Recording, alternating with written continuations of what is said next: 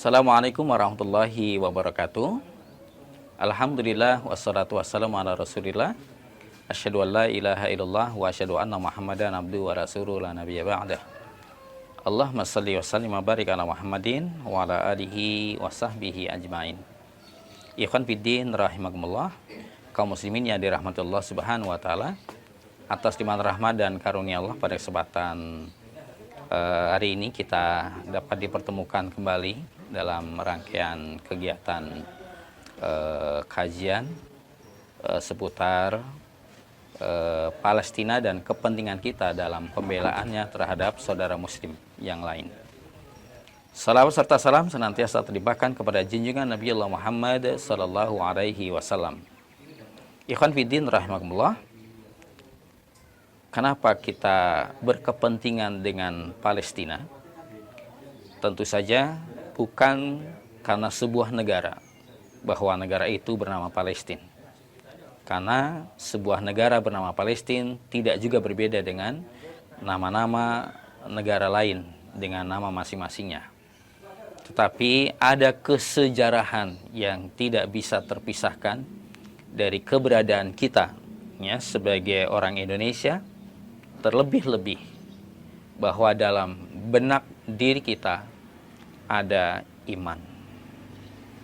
Mengapa ungkapan iman ini lebih kita tonjolkan?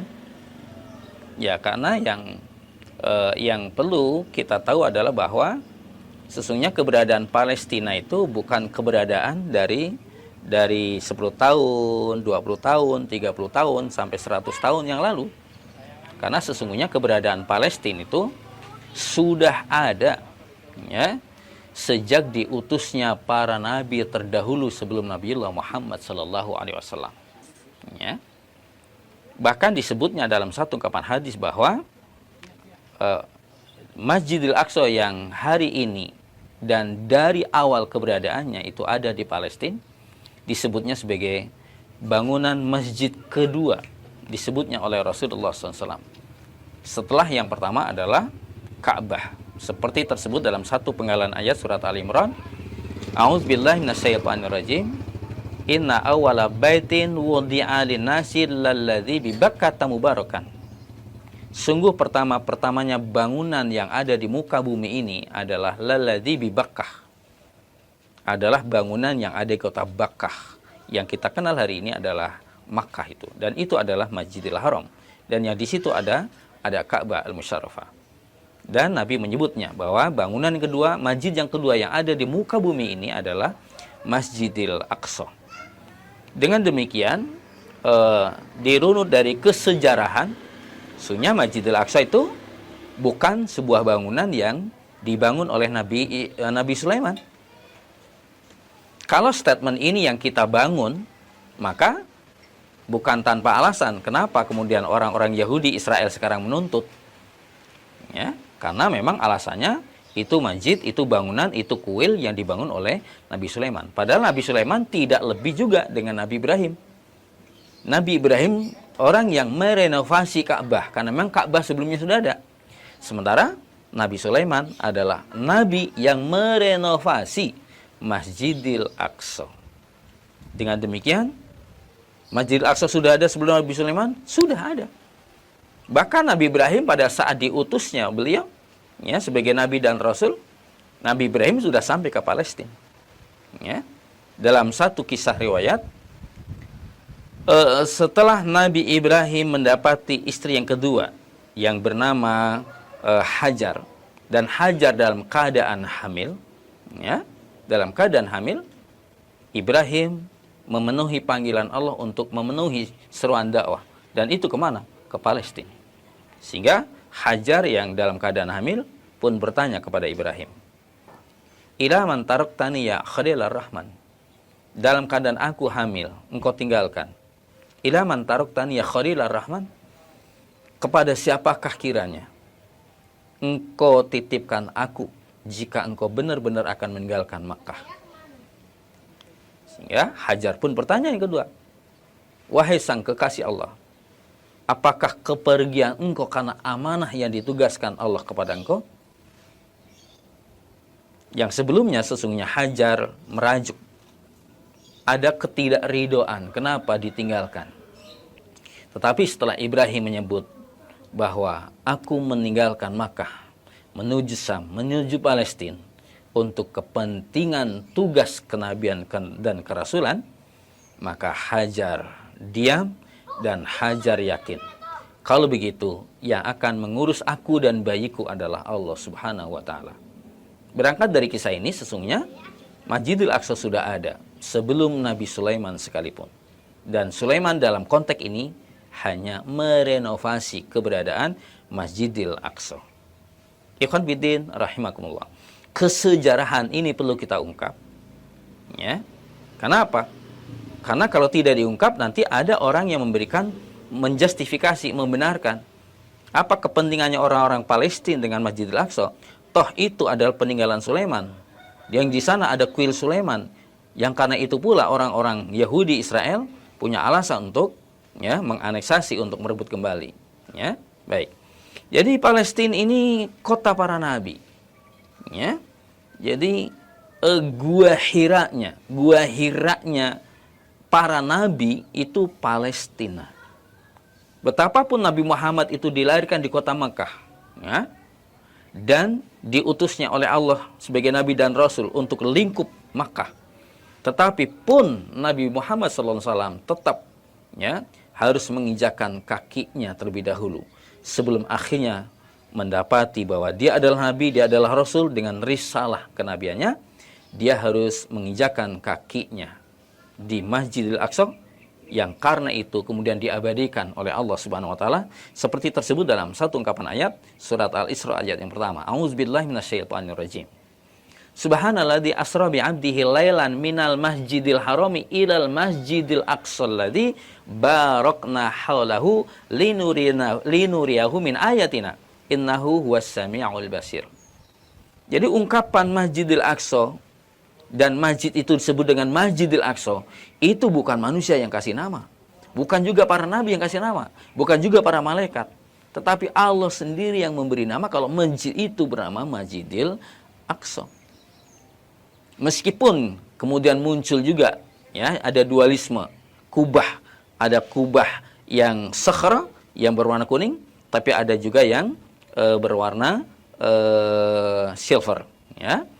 Itu tidak menjadi hal yang perlu kita peruncing, kita pertajam. Tapi prinsipnya penamaan masjid itu disebut sebagai Masjidil Aqsa itu bukan para nabi yang memberi nama, tetapi Allah Subhanahu wa taala. Itu pula lah berangkat dari ungkapan penggalan ayat ini pula lah kita tidak bisa dipisahkan dengan kepentingan Masjidil Aqsa yang ada di Palestina untuk tetap eksis dalam keberadaannya sebagai masjid, sebagai Baitullah kedua sesudah Masjidil Haram. Ikhwan fiddin rahimakumullah.